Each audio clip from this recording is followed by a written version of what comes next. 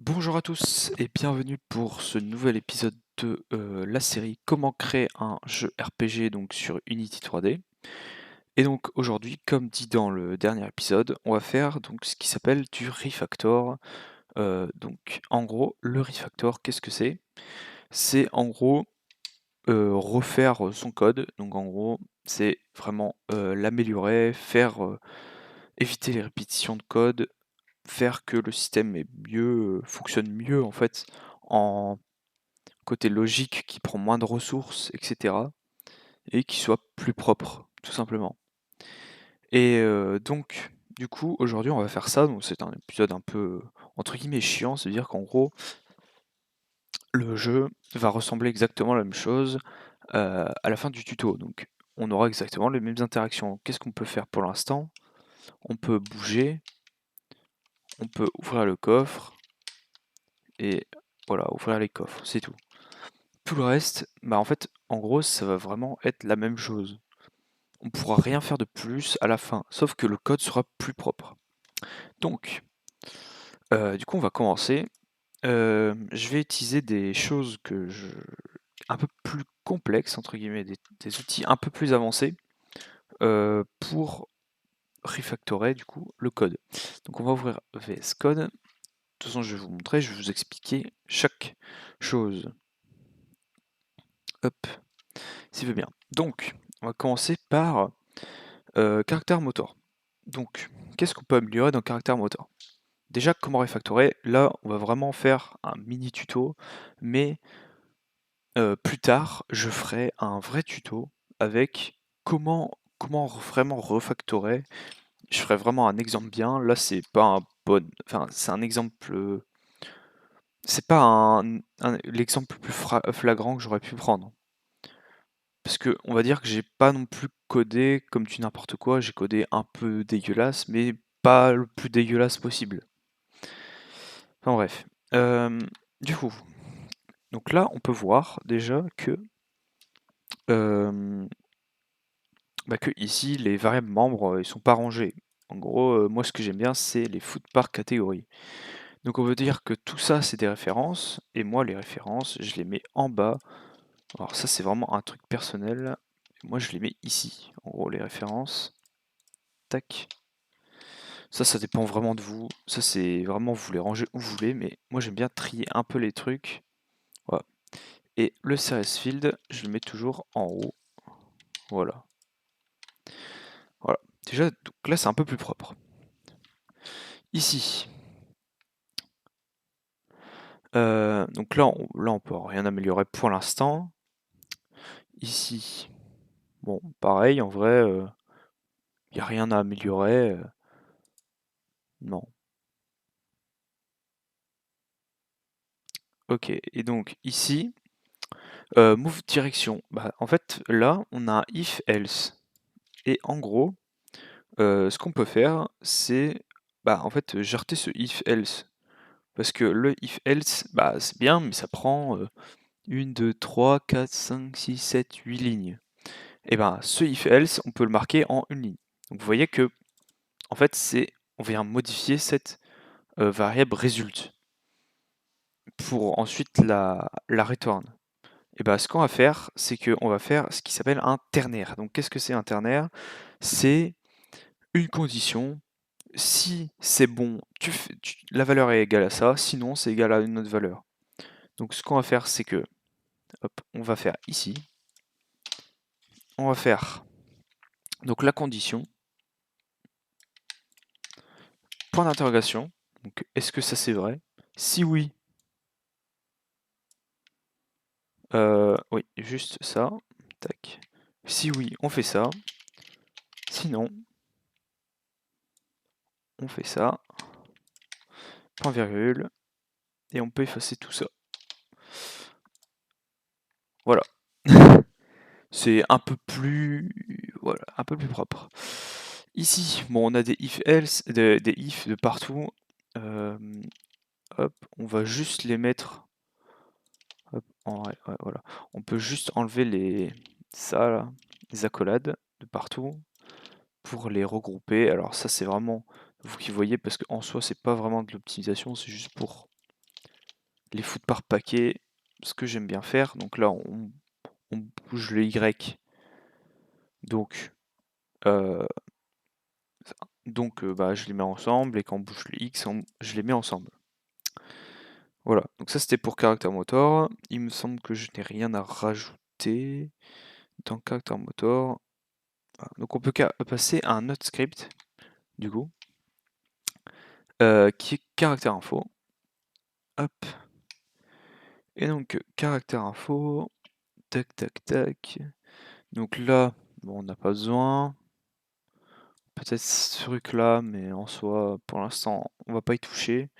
Je vais pas faire du full refactor, mais je vais faire du petit refactor, pas non plus full. De toute façon, on peut toujours revenir sur le code et revenir et revenir. C'est toujours. Enfin, c'est ça le truc du code, c'est qu'on peut toujours améliorer. Enfin, là, je vois aussi un if-else. Donc là, on peut se dire, est-ce qu'on peut aussi réutiliser un ternaire? Bah oui, on peut toujours utiliser un ternaire. Donc on va faire un bool state. Pourquoi bool state? Bah parce qu'en fait, ici, c'est cette valeur-là qui bouge, c'est un booléen. Donc ce qu'on va faire, c'est qu'on va faire un bool state. Et donc, est égal à ça. Est-ce que ça c'est vrai? Si oui, donc si oui, c'était true, donc true. Sinon, false. Et là, on fait ça, tac. Et là, on fait state. Et tac, tout ça on peut jarter. Voilà. Et ça tient en beaucoup moins de lignes. Je vais mettre un petit espace, c'est un peu plus propre. Donc ici, on peut pas améliorer plus. Ouais. On va aller dans chest du coup. Et donc chest, on peut aussi améliorer. Donc dans chest, là on peut voir que on a un read value qui est un peu enfin et là on a un if. Si c'est prêt et que et qu'on interagit, on open, sinon on close. Vous voyez que on utilise deux fonctions pour la même chose. On fait vraiment presque la même chose. Et donc, du coup, ce qu'on va faire, c'est qu'on va réunir ces deux fonctions en une. Et donc, comment on va faire ça? Et ben, hop, on va le faire tout de suite. Eh ben, on va utiliser des arguments, tout simplement. Donc, private void change state, puisqu'on change l'état du truc. On va copier-coller celui-là, donc le open. Tac. On va mettre un booléen, donc state. On va dire que open est égal à state. Ici, on peut voir que si c'était open, on le faisait, et si c'était pas open, on le faisait pas. Donc on va dire if open. Donc ici, c'est ouvert. Et ici, bah, ce qu'on peut faire, c'est qu'on voit que c'est pratiquement la même chose, sauf qu'il y a ça qui change. Donc on peut regarder, donc closed sprite, c'est quoi? C'est exactement le même type, donc c'est une array de sprites. Donc ce qu'on peut faire, c'est un argument qui est un sprite, donc une array, qui est, bah, on va dire sprite, voilà. Et du coup, on peut dire que du coup c'est égal à ça. Voilà. Et donc tout ça, on peut supprimer. Et là, encore une fois, on a raccourci le code. Sauf que là, bah, il faut rechanger ça du coup. Donc open, donc c'est true et open sprite. Tac. Et false, c'est false. Et closed sprite. Voilà. Donc on a réoptimisé tout ça. Voilà. Après, bon, on va pas optimiser plus. Mais aussi, un truc qui est très mal fait dans ce jeu, c'est les inputs. Pourquoi? Parce qu'en fait, chaque script récupère lui-même les inputs et les interprète. Alors qu'on pourrait tout centraliser autour d'un script. Ce que je n'ai pas fait. Pour des raisons de simplicité, bien sûr. Donc je vais le faire, mais d'abord on va tester. Je vais regarder, ça tourne depuis combien de temps? 10 minutes, ça va. Hop. On va tester. Et là, on peut voir que ça marche toujours. Donc, ça va. Tac. Ça marche toujours. Donc, notre refactor a marché pour l'instant. Maintenant, donc ce qu'on va faire, c'est qu'on va créer un script qui va gérer les inputs. Donc, ce sera plus dans le game manager. Donc, le game manager qui ne sert normalement pas à gérer les inputs. Ça sert normalement à autre chose. Du coup, on va créer un script, hop, qui va gérer les inputs. Inputs manager avec un S. Voilà. On attend que Unity. Voilà. On va ouvrir ce script. Et donc, tac. Est-ce qu'on enlève ça? Oui. Tac. Alors, on va dire que du coup c'est le script des inputs. Donc on a besoin de quoi? On a besoin donc obligatoirement d'un script qui s'appelle player input, qui n'est pas là parce que je n'ai pas utilisé le namespace Unity Engine .input system. En gros là ce que je dis, donc, en gros cette ligne, ça veut dire importe-moi des nouvelles des nouvelles classes que je ne peux pas accéder. Donc par exemple player input, je ne pouvais pas accéder vu qu'il ne connaît pas c'est quoi. Et ça, require component, ça veut dire que à chaque fois que ce script va être glissé sur un objet, il faut, c'est une dépendance, il faut que le script player input existe sur cet objet, sinon il va le créer tout seul, parce que sinon ça marche pas en fait. Donc il est obligé d'avoir ce component, sinon ça marche pas. Donc on va faire ce qui s'appelle un singleton, donc c'est exactement la chose qu'on a fait pour le game manager. D'ailleurs, ici, on peut retirer player input ici. Voilà. Et ce qu'on va faire, c'est qu'on va juste copier-coller le singleton. Hop. Et on va changer, on va mettre input manager. En gros, c'est la même chose. C'est de faire que cet objet soit unique. Et en fait, c'est casser le paradigme objet du langage C#. Bon, je parle un peu en, en chinois, mais en gros, ça fait que d'ailleurs, en vrai, je pourrais même optimiser ce truc-là. Hop. Ce qu'on va faire, on va faire autre chose. On va mettre en public et on va mettre un getter directement intégré dedans. Voilà. En gros, là, ce que je fais, c'est que je dis le script peut set cette valeur, donc la définir, mais tout le monde peut la prendre. Voilà. C'est mieux que de faire juste une ligne en plus encore. D'ailleurs, en vrai, je pourrais mettre... Ouais, non. Ouais, alors, ce script, du coup, a une dépendance à player input. Donc, il faut définir player input. Donc, private player input. Donc, c'est ce script. De toute façon, il va y avoir des erreurs. C'est ce script-là. C'est ce truc-là. Qui gère les inputs, en gros. Et donc, du coup, ça, il faut que ce soit défini, mais hop, on peut faire juste un get component.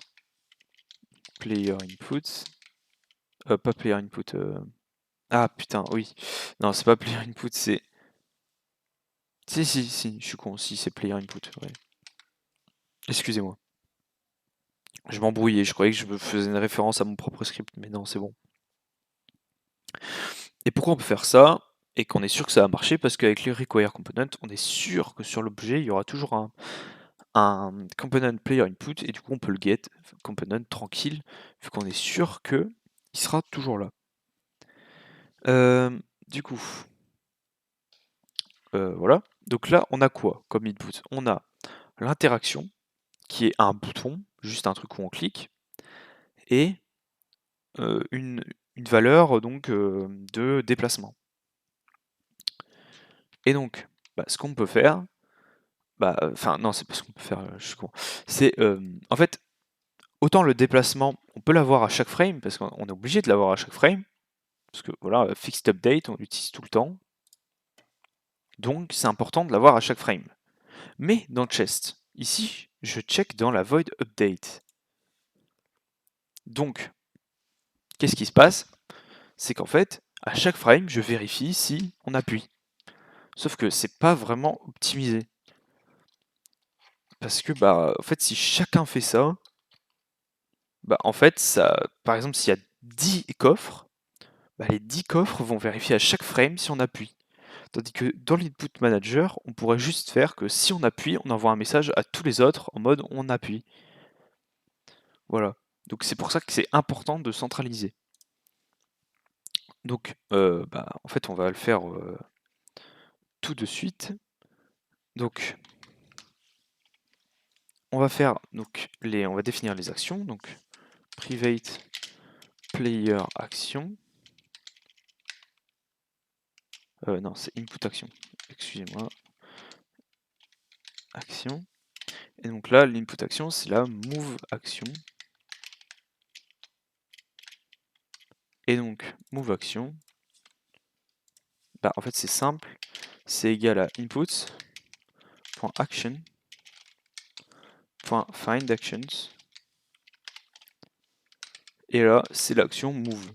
Voilà, tout simplement, c'est le vecteur 2. C'est tout simplement la valeur. Donc, ce qu'on peut faire, c'est de dire que, donc de faire une public vector 2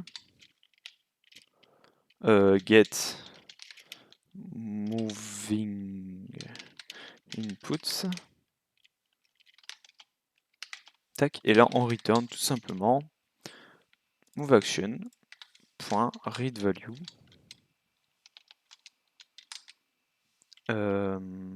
Donc c'est un vecteur 2. Voilà. Pourquoi? Parce qu'en fait, là, on va dire, en fait, à chaque fois qu'il y en a besoin, et pas à chaque frame, mais à chaque fois qu'il y en a besoin, ça veut dire que s'il y a. Enfin, ça va pas le faire tout le temps en fait. Enfin, si, du coup, ça va le faire tout le temps parce qu'il demande tout le temps, mais c'est mieux en fait. C'est mieux qu'un script gère tout plutôt que de définir. Enfin bref, c'est mieux qu'un script gère tout. Putain, je m'embrouille. C'est mieux qu'un script gère tout et envoie tous les données plutôt que chaque truc gère ses données dans son coin. En gros, en langage un peu développeur, c'est chaque valeur, enfin chaque classe a une responsabilité, voilà. Et en fait, c'est de la classe, enfin de la responsabilité de la classe input manager de gérer tout ce qui est input. Et voilà. Donc c'est pour ça que c'est mieux de faire comme ça. Alors, je sais pas si je m'exprime bien, mais, mais dans ma tête c'est clair. De toute façon, je referai une vidéo complète sur ça euh, pour réexpliquer tout. Et donc, voilà. Mais le truc, c'est que là, les autres scripts bug. Bah ouais, logique, vu qu'on peut plus récupérer les inputs.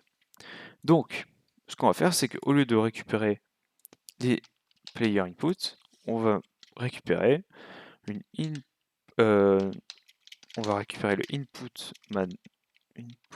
manager. On va dire que input est égal à non pas manager.getInput mais à input manager.instance. Là, hop. Du coup, là, on n'a plus besoin de définir l'action. Et ici, au lieu de mettre moveAction.readValue, on va mettre input.getMovingInputs. Et voilà. Et donc là, ça remplace l'ancien truc. Donc en gros, ça va venir chercher les inputs au lieu enfin, ça va prendre l'intermédiaire de l'input manager qui va lui gérer les inputs. D'ailleurs, moving value. D'ailleurs, je viens de voir un truc, c'est que je ne normalise pas la direction.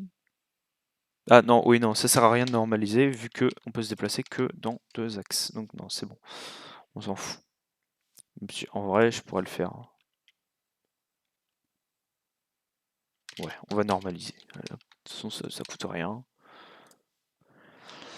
Voilà. Et donc ici, le truc c'est que là, c'est une touche. Donc là, on pourrait se dire, putain, mais ça va être plus chiant. Là, ce qu'on fait, c'est qu'on check à chaque update, ce qui n'est pas du tout optimisé, à chaque frame, on regarde si on appuie. Mais là, non. On va envoyer un message seulement si on appuie. Donc ça veut dire qu'il n'y a que ça qui va, enfin que ça qui va gérer à chaque frame. Sinon, tout le reste, ils vont juste attendre. Ils vont rien faire s'il n'y a rien. Et hop, dès qu'il y a un signal, ils vont faire tout. Donc, comment faire ça? Bah, c'est simple. On va utiliser un nouveau namespace. Donc, using. Putain, je sais pas écrire. Donc là, Unity Engine. .events. Donc, en gros, c'est les événements. Et en gros, ça va faire pareil que les boutons. Donc là, on va faire private. Non, on va mettre public. Unity event. Là, on va appeler interaction event. Voilà. Et donc ça sera un event qui sera appelé à chaque fois, enfin quand on va appuyer. Bon, là, il fait rien, vu que bah il est pas, en fait, il fait rien. Si on appuie, il n'y a rien. Donc comment faire pour récupérer le fait qu'on appuie? Et ben en fait, tout simplement, vu que notre player input est en send message, et bien en fait, ce qui va se passer, c'est que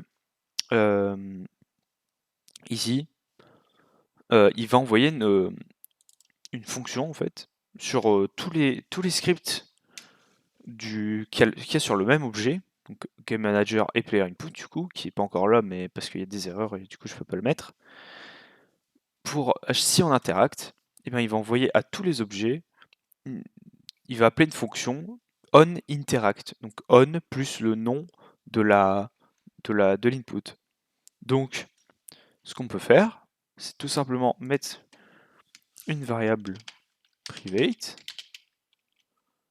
D'ailleurs, je sais pas si elle doit être en... Bon, on va la mettre en public pour être sûr.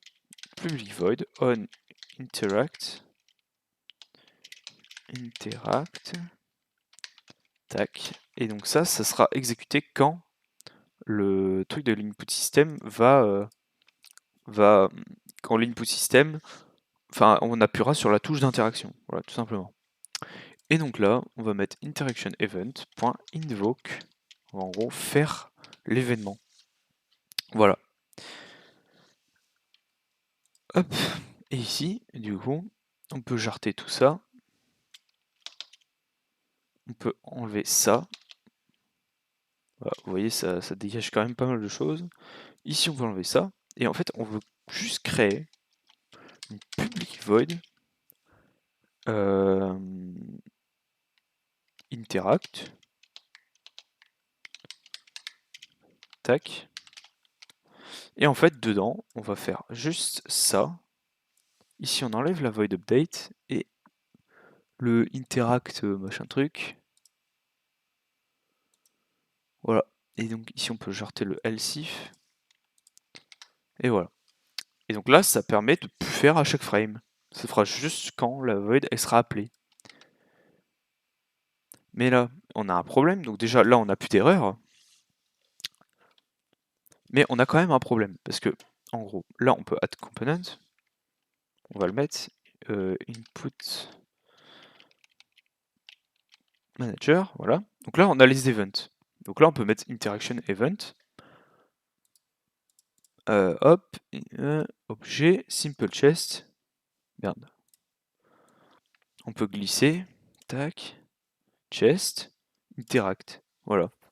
Et donc là, le petit coffre, normalement, quand on va cliquer, ça va l'ouvrir. Voilà. Par contre, le truc c'est que comme on n'a pas renseigné l'event pour le gros coffre, ça marche pas.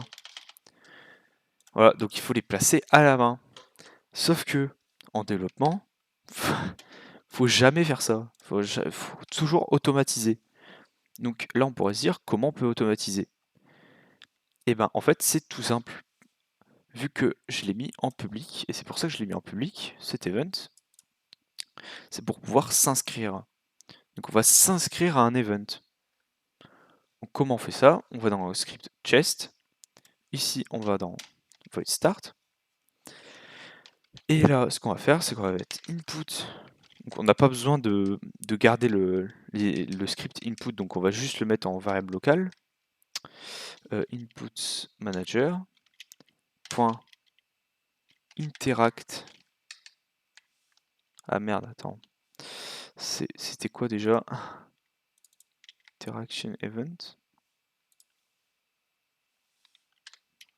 Ah non, oui, non, je suis con. Oui, donc c'est input. Oui, je l'ai pas mis en statique, donc forcément. Input manager point get instance. Non, c'est point instance. Putain, je peux écrire. Point interaction event.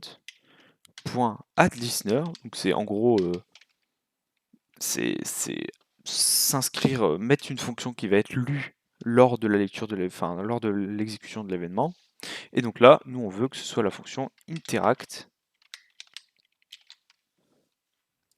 Tac. Et donc là, pour chaque objet chest va s'inscrire dans le interact. Voilà. Et donc là, vous voyez, il n'y a rien, mais c'est parce que rien n'est vraiment, rien n'est mis manuellement. Et là, hop, ça s'ouvre. Voilà. Voilà. Tac. Et donc en vrai, là, on n'a plus besoin de vraiment voir. Ce qu'on va faire, c'est qu'on va mettre en hide in inspector. Donc en gros, on va cacher cette ligne de l'inspector. Et voilà. Et donc là, on a notre code qui est beaucoup plus propre. Alors c'est pas non plus optimisé à 100%, on peut toujours optimiser un peu plus, mais là, en vrai, c'est déjà pas mal, surtout que c'est un petit jeu, donc en vrai, il n'y a pas vraiment beaucoup d'optimisation à faire. Mais en fait, en soi, par exemple, le truc de l'input system, on aurait pu le rester comme c'était avant. Mais le truc, c'est que faut toujours améliorer le code pour avoir une bonne base pour continuer. Parce que sinon, bah, ça va. Sinon, tout simplement, en fait, ça va être le bordel. C'est-à-dire que pour un petit projet, ça va, puisque en vrai, là, il n'y avait pas de bug, il n'y avait rien, ça va, parce que c'est petit.